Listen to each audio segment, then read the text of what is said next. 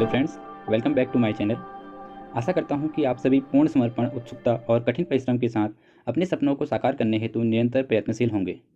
Friends, आज की इस वीडियो में हम डीएलएड कोर्स से रिलेटेड सारे पहलुओं को अच्छे से समझेंगे, जिससे भविष्य में डीएलएड से रिलेटेड आपके मन में कोई भी डाउट शेष न रहे। फ्रेंड्स, इससे पहले जिसने भी हमारे चैनल को सब्सक्राइब नहीं किया है वो प्लीज़ चैनल को सब्सक्राइब कर लें। तो फ्रेंड्स, आइए वीडियो शुरू करते हैं। दोस्तों, अगर आप उत्तराखंड में प्राथमिक शिक्षक के रूप में अपना कैरियर बनाना चाहते हैं तो उसमें डीएलएड आपके लिए सर्वोत्तम विकल्प है। डीएलएड की फुल फॉर्म होती है डिप्लोमा इन एलिमेंट्री एजुकेशन, अर्थात प्राथमिक शिक्षा में डिप्लोमा। डीएलएड के कोर्स ड्यूरेशन की बात करें तो 2 साल का इसमें एक कठिन प्रशिक्षण होता है, जिसमें टोटल 4 सेमेस्टर होते हैं। जैसा कि हम सभी को पता है कि डीएलएड कोर्स में एडमिशन के लिए सबसे पहले एक एंट्रेंस टेस्ट होता है जो 200 नंबरों का होता है, और उसके बाद उसकी रिजल्ट और मेरिट लिस्ट निकलती है। केवल 650 बच्चे ही इसमें सेलेक्ट होते हैं, और रिजल्ट के बाद काउंसलिंग होती है, जिसमें जो आपने प्रेफरेंस दिया है डाइट वाइज कि आपको कौन सा डाइट सेलेक्ट करना है, वो काउंसलिंग के थ्रू आपको डाइट प्राप्त होगा, और उसके बाद डाइट अलॉटमेंट होता है, और उसके बाद आपको जिस डाइट को अलॉट किया जाएगा उसमें आपका एडमिशन होगा। फ्रेंड्स, एडमिशन के टाइम आपको बहुत से डॉक्यूमेंट्स की आवश्यकता होती है, जिसके लिए हम एक अलग से डिटेल्स वीडियो बनाएंगे, जिससे आपको कोई कन्फ्यूजन ना रहे। अगर हम बात करें फ़ीस स्ट्रक्चर की, तो डाइट से डीएलएड करने के दौरान आपको फ़ीस भी देनी होती है, जिसमें पर ईयर आपको 35,000 रुपये आपको पे करने पड़ेंगे, जो 2 साल के लिए अलग अलग होते हैं, फर्स्ट ईयर और सेकेंड ईयर। यहाँ बहुत सारे बच्चों का डाउट होता है कि जो ये फ़ीस है वो सेमेस्टर वाइज होती है या ईयर वाइज। तो यहाँ पर मैं बता दूँ आपको कि ये जो फ़ीस होती है ये ईयर वाइज होती है, यानी कि 2 सेमेस्टर जो 1 साल बनाएगा उसमें 35,000 आपको फ़ीस पड़ेगी, और अगले साल भी सेम 35,000 रुपये पड़ेगी। इसके अलावा आपको 800 रुपये पर सेमेस्टर जो होगा वो एग्ज़ाम फ़ीस आपको देनी पड़ेगी, और ये चारों सेमेस्टर में अलग अलग देनी पड़ती है। अगर हम बात करें सब्जेक्ट की, तो कुछ के बारे में हम यहाँ पे देख लेते हैं, जिससे कि आपको एक आइडिया आ जाए।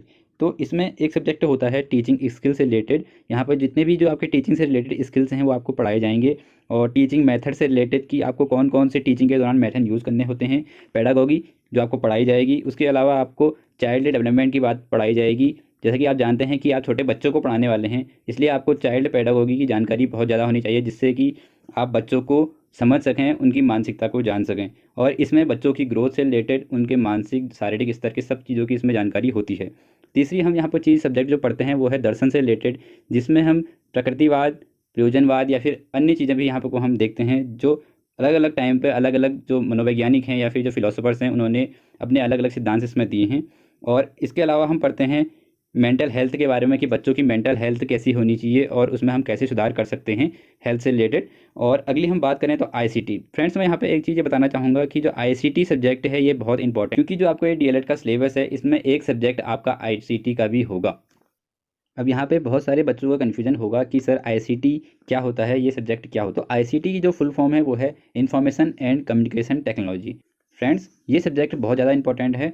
ये सब्जेक्ट डीएलएड कोर्स के दौरान भी इंपॉर्टेंट है, और जब आप कोर्स करने के बाद आपकी जॉब लग जाएगी, जब आप इन सर्विस होंगे, तो उस टाइम पे भी ये बहुत ज़्यादा आपके काम आने वाला है, क्योंकि ये सब्जेक्ट टोटली कंप्यूटर बेस्ड होता है आपका, और इसमें कंप्यूटर से रिलेटेड सारी चीज़ें आपको पढ़नी होती हैं। इनपुट आउटपुट डिवाइसेस, इंटरनेट के बारे में, जीमेल या फिर सूचनाओं के आदान प्रदान से रिलेटेड कौन कौन से ऐप्स यूज़ किए जाते हैं, क्योंकि शिक्षा विभाग अब टोटली ऑनलाइन हो गया है, और प्राथमिक शिक्षा में जितने भी बच्चों के आजकल जो पोर्टल में ऑनलाइन अपडेट करना पड़ता है इनकी डिटेल्स, तो इस सब्जेक्ट की जानकारी आपको बहुत ज़्यादा होनी चाहिए। मेरा आपको ये सुझाव है कि आप जब तक आपका एडमिशन नहीं होता है तब तक आप कहीं से कंप्यूटर कोर्स कर लें या फिर इन चीज़ों को सीख लें, जिससे कि आपको डीएलएड प्रशिक्षण के दौरान जो आपका सब्जेक्ट है उसमें और फिर इन सर्विस आपको कोई भी परेशानी कंप्यूटर से रिलेटेड ना हो। फ्रेंड्स, अगर हम सब्जेक्ट मार्क्स डिस्ट्रीब्यूशन के बारे में बात करें तो डीएलएड एक डिप्लोमा प्रोग्राम है और यह एक प्रशिक्षण है, इसलिए इसमें इंटरनल और एक्सटर्नल दोनों के नंबर जुड़ते हैं। मान लीजिए आपका पेपर अगर 100 नंबर का है तो आपको इंटरनल 30 नंबर का होगा और एक्सटर्नल जो होगा वो 70 नंबर का होगा, यानी कि जो आपका लिखित पेपर होगा वो 70 नंबर का होगा, और 30 नंबर का जो आपका इंटरनल पेपर होगा। इंटरनल पेपर में जो आपको नंबर मिलेंगे वो आपकी एक्टिविटी बेस्ड मिलेंगे, आपके अटेंडेंस के बेस में मिलेंगे, और आपके जो इंटरनल टेस्ट हैं उनके बेस पर आपको ये नंबर मिलते हैं। फ्रेंड्स, अगर इंटर्नशिप की बात करें तो किसी भी डिप्लोमा प्रोग्राम में इंटर्नशिप बहुत कंपलसरी होती है।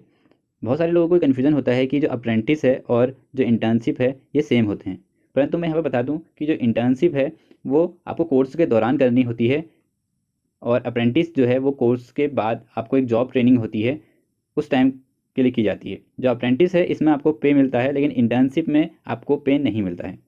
या अगर हम इंटर्नशिप की बात करें तो एक इंटर्नशिप यहाँ पर होती है सेकंड सेमेस्टर में जो 24 दिन की होती है, लेकिन यहाँ पे ध्यान रखने वाली बात है कि इसमें संडे इंक्लूड नहीं होते हैं।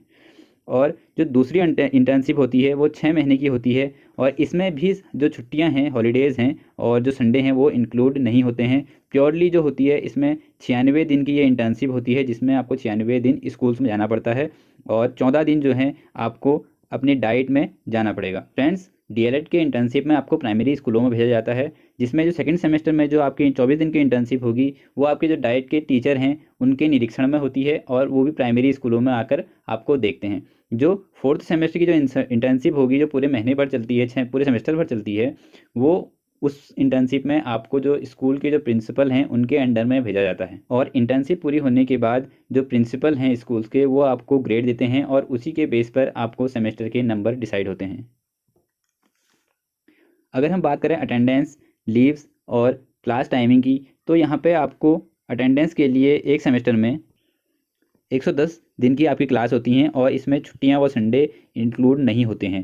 प्योरली आपको 110 दिन डाइट के प्रशिक्षण के लिए कॉलेज जाना होता है। अगर हम लीव की बात करें तो आप डाइट प्रशिक्षण के दौरान 6 दिन का जो है वो कैजुअल लीव ले सकते हो और ये आपको बहुत इंपॉर्टेंट परिस्थितियों में ही मिलती है। यदि आपकी बहुत ज़्यादा तबीयत ख़राब हो जाए या आपको बहुत कोई ज़रूरी काम पड़ जाए तो उसी में ही आपको 6 दिन की कैजुअल लीव मिलेगी।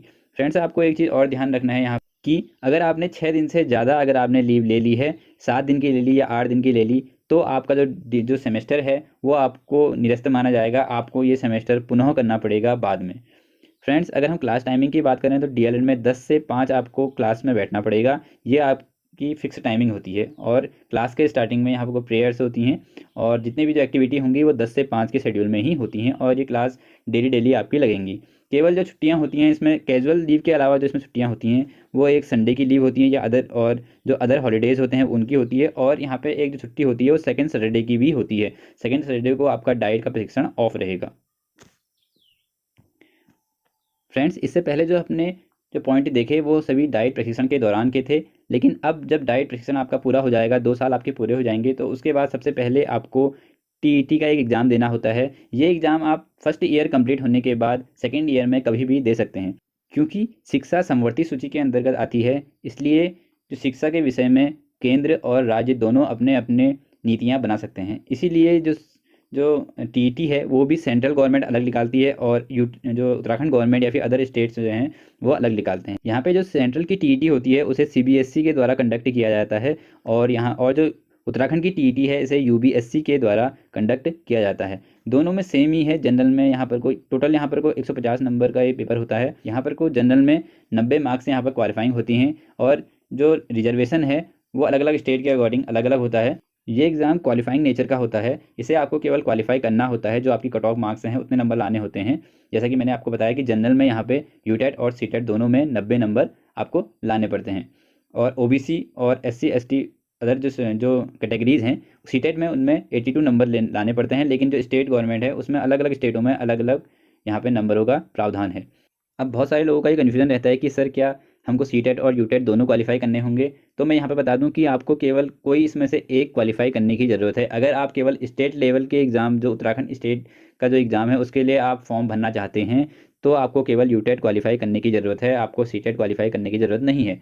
लेकिन आप दोनों में से कोई भी एक क्वालिफाई कर दें तो भी आप फॉर्म भर सकते हैं। अगर आप सीटेट भी क्वालिफाई करेंगे तो भी हम उत्तराखंड के जो प्राइमरी की जो वैकेंसी आती हैं प्राइमरी शिक्षक की उसमें भी अप्लाई आप कर सकते हैं।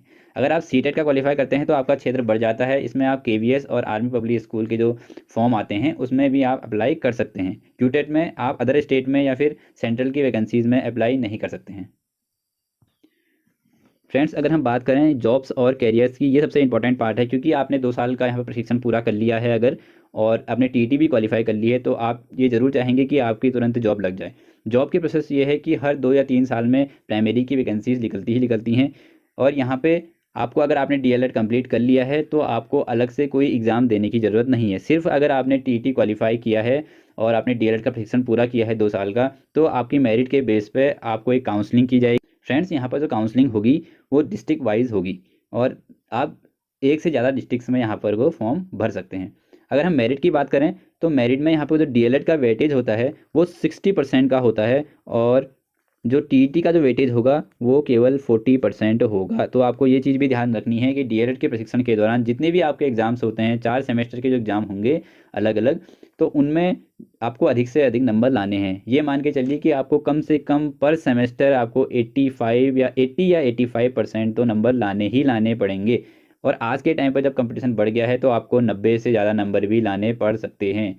और दूसरा, हम टीईटी की बात करें तो इसका 40% वेटेज है। तो मैं आपको बता दूं कि 120 के आसपास आपको नंबर यहाँ पे लाने पड़ेंगे, तभी आप इस मेरिट जो डीएलएड की मेरिट है उसमें आप क्वालिफाई कर सकते हैं, आप एक टीचर बन सकते हैं। तो आपको ये भी ध्यान रखना है कि केवल आपने एंट्रेंस पास कर दिया, 2 साल की ट्रेनिंग कर दी, यही काफ़ी नहीं है। यहाँ पर वो आपको डीएलएड का वेटेज और टीईटी के वेटेज के बेस पे ही आपकी मेरिट बनेगी। उसी मेरिट के बेस पर अगर आप मेरिट में आ गए तभी आपकी जो जॉब है वो प्राथमिक शिक्षक के रूप में आपकी जॉब लगेगी। फ्रेंड्स, यहाँ पर अगर हम पे स्केल की बात करें तो टीचिंग जॉब एक ऐसी जॉब है जिसमें अदर ग्रुप सी एग्जाम्स के अकॉर्डिंग बहुत अच्छी ग्रेड पे है। यहाँ पर को आपको 4200 का ग्रेड पे देखने को मिल जाता है प्राइमरी में। इसका मतलब यह है कि आपको 45,000 या फिर 50,000 के बीच में, इन दोनों के बीच में आपकी जो सैलरी है स्टार्टिंग में होने वाली है, जो कि अदर ग्रुप सी एग्ज़ाम्स की तुलना में बहुत अधिक है। क्योंकि आप देखेंगे कि जो वीडियो है उसमें 2600 ग्रेड पे के आसपास है और पटवारी में 2800 ग्रेड पे है। तो टीचर की ऐसी जॉब है जिसमें आपको 4200 ग्रेड पे देखने को मिलता है, जो काफ़ी अच्छा ग्रेड पे है और काफ़ी सम्मानजनक ग्रेड पे है। तो फ्रेंड्स, डीएलएड के बारे में हमने यहाँ पर को आपको एक पूरा ओवरव्यू देने की कोशिश की है। होप आशा करता हूँ कि आपको ये वीडियो अच्छी लगी होगी।